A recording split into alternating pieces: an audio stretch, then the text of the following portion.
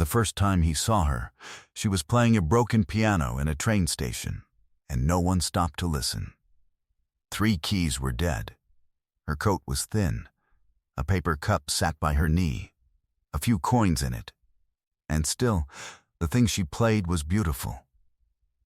Weeks later, she would sit at a grand piano in a marble ballroom. She'd wear a gown worth more than a car, and every powerful person in Tokyo would forget how to breathe. Between those 2 pianos sat one act of kindness, and a woman the world had stopped seeing. The world was about to be corrected. Before we go on, let me tell you what happens at that wedding. It's the reason you clicked. A man everyone feared brings a woman everyone pitied. The bride laughs at her. The bride's mother ruins her dress on purpose. Then, this homeless woman does one thing that silences 300 guests. If you want to see how she takes that room, subscribe now and tell me in the comments what city you're watching from. I read all of them. Now, the station. The broken piano. Her name was Hana. 6 years earlier, she had played concert halls. She had a name people printed on programs. Then a bad winter took her husband and her mother in the same 3 months, and grief is a thing that does not care how gifted you are. She stopped playing. She stopped everything. Debts came. The apartment went. And a woman who had once filled halls ended up filling a paper cup, 1 coin at a time, in a station where nobody knew her face. Here is what matters. She was never less than she had been. The talent didn't leave when the house did. People just stopped looking, because it is easier to look away from someone on the ground than to wonder how she got there. That morning, a businessman stepped over her cup and knocked it with his shoe. The coins scattered. He didn't stop. He said without looking that she should get a job. She got on her knees and gathered the coins off the cold tile. She did not cry. She had run out of that a long time ago. One man watched the whole thing from across the platform. He did not look like much. A plain dark coat. A quiet face. Most people walked past him too, which was exactly how he liked it. His name was Rio. To the city, he was something else entirely. He was the head of a family that was not born of blood, the kind of man whose name made grown men bow. He held quiet power over half of what those commuters walked through every day. And he had stopped, alone on that platform, because a woman on the ground had just played 6 bars of something that undid him. He crossed the platform. He crouched down to her level, which powerful men almost never do. He set the coins she'd missed back in the cup. "You trained somewhere," he said. It was not a question. "A long time ago," Hana said. "Play the rest," he said. "The part after the 6th bar. I want to hear where it goes." So she played it. On a piano with 3 dead keys, in a train station, for one man in a dark coat. And when she finished, he was quiet for a long moment. The way people are quiet in front of something real. What she did not know was that Rio had a wedding to attend in 11 days. The wedding of the only woman he had ever asked to marry him. The woman who had said yes, and then learned what he truly was, and left him for a cleaner name and a softer life. He had told himself he would go alone and feel nothing. He had been lying to himself for months. He did not decide to bring Hana that day. That came later. What he decided that day was simpler. He would not let this woman spend another night on that floor. He came back the next morning, and the one after that. He didn't hand her money. He brought her tea. He sat on the cold bench beside her while she played and asked nothing of her. He learned that she took the tea without sugar. He learned she flinched when people said get a job because she'd had a fine one once and losing it was not the story people assumed. He learned she was funny, dry, and quick under all that quiet. He was a man everyone approached with fear or need. She approached him with neither, because she had no idea who he was, and it was the first honest company he'd had in years. She learned things about him, too. That he took his shoes off out of habit even where he didn't have to. That he held his cup with both hands, like a boy who'd been cold too often. That the men who sometimes appeared at the edge of the station and waited for him were afraid of him, and that he was gentle anyway, especially with the young ones. She didn't ask what he was. She had learned not to ask people how they ended up where they were. She only knew he came back, and almost no one in her life had ever come back. The mornings found a shape. He'd arrive with 2 teas. She'd play something quiet. He'd sit. They didn't talk much. They didn't need to.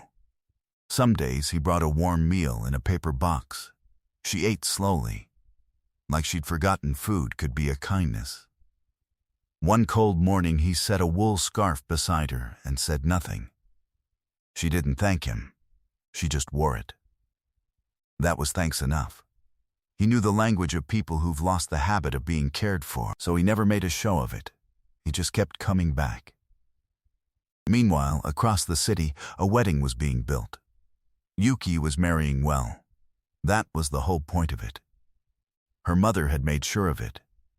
The groom came from a clean family with a clean name, the kind of family that would never remove its shoes in a station or crouch on a dirty platform. Yuki had left Rio for exactly this, and she had made sure through the polite cruelty that people like her mother teach that Rio received an invitation, not out of warmth, out of a wish to be seen winning. She wanted him in that room, alone and small, watching her choose better. She had no idea he would not come alone, and she had no idea who he'd bring. Rio asked Hana to the wedding on the 9th day. He told her the truth, most of it.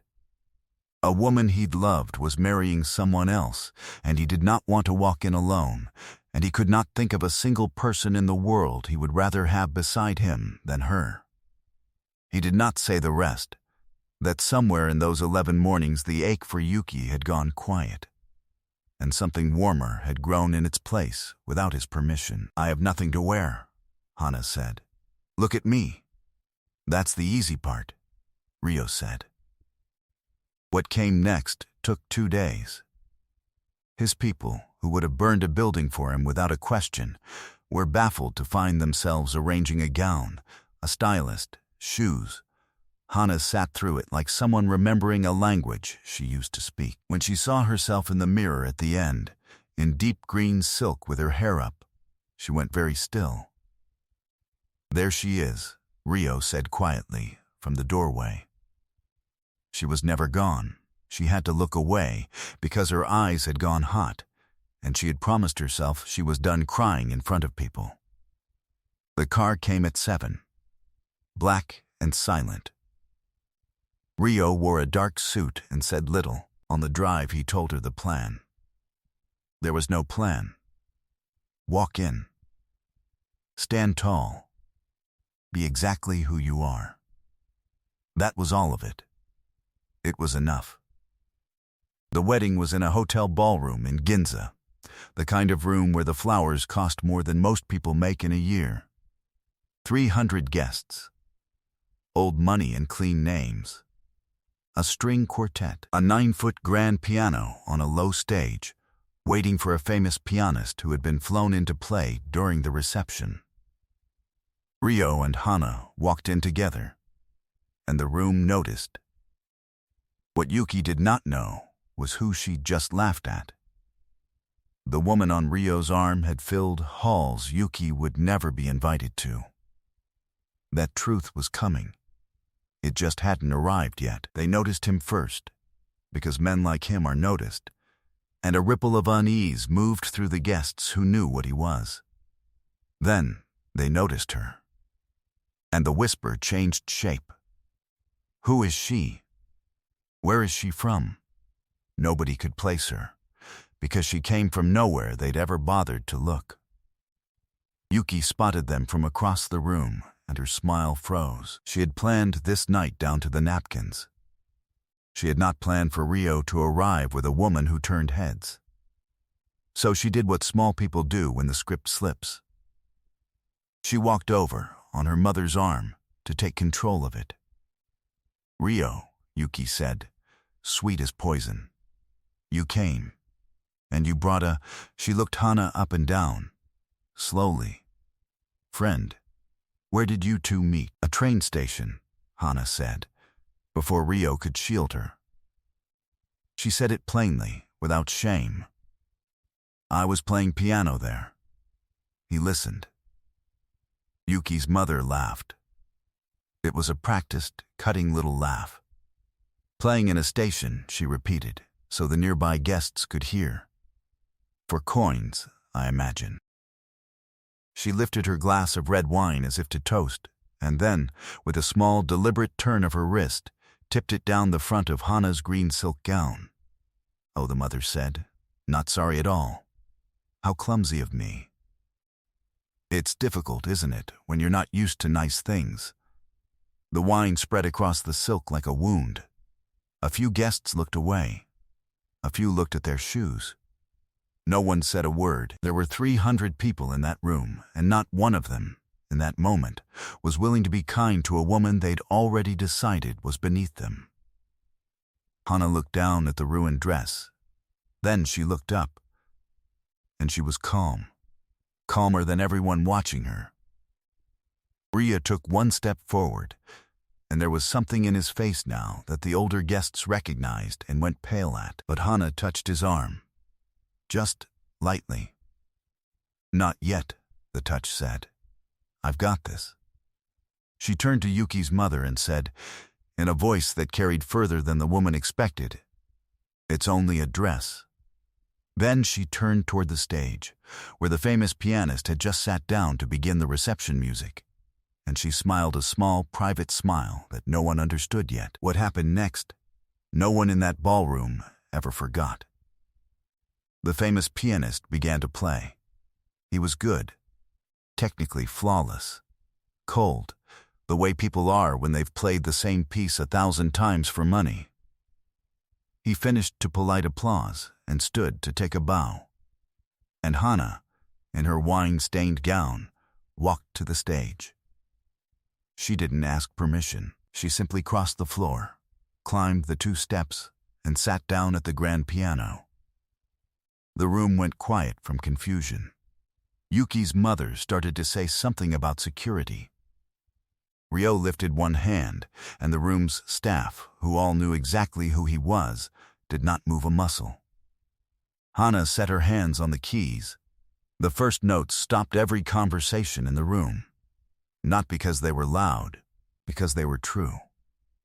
She played the piece the famous man had just played, the same one, and it was as if he had been reading it and she was remembering it. It breathed. It ached.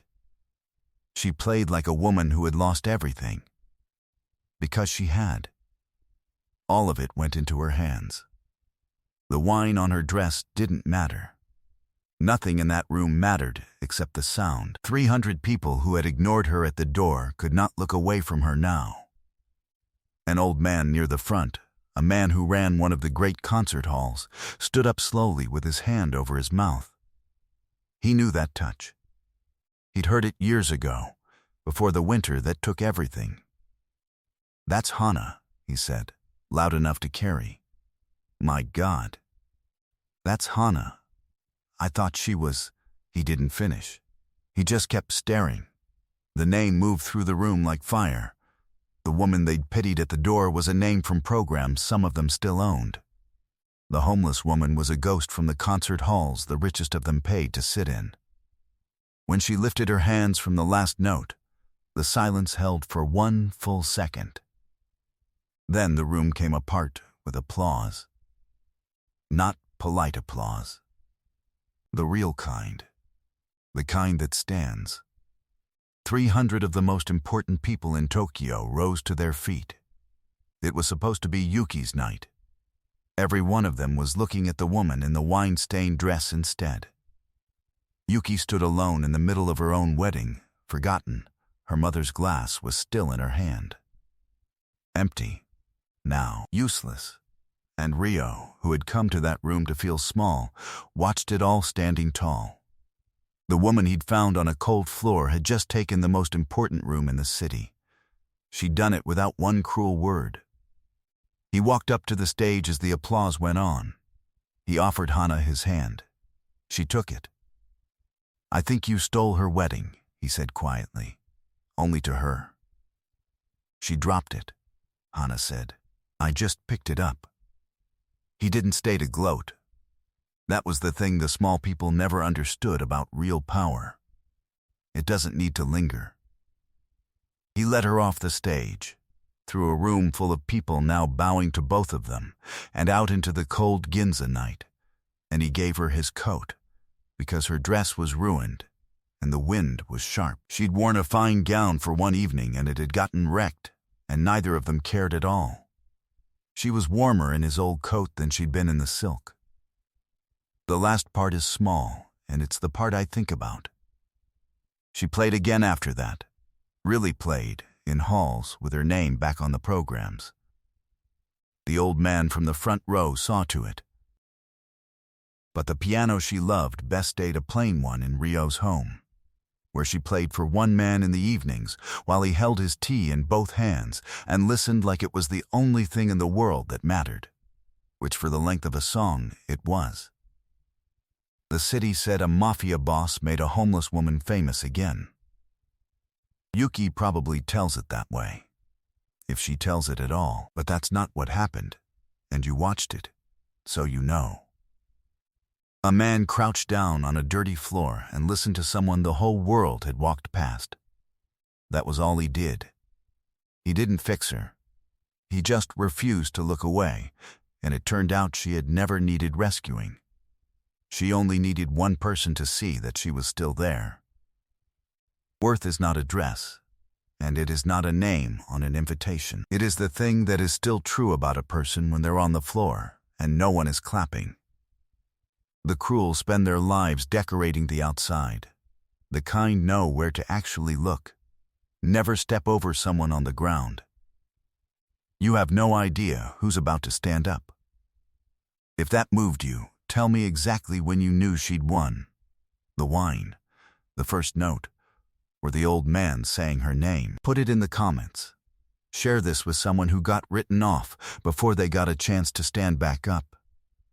And if you want the story of who Rio was before that train station, the winter, the woman who left, and the reason a man that powerful was riding trains alone, vote for part 2 below, and I'll tell you everything.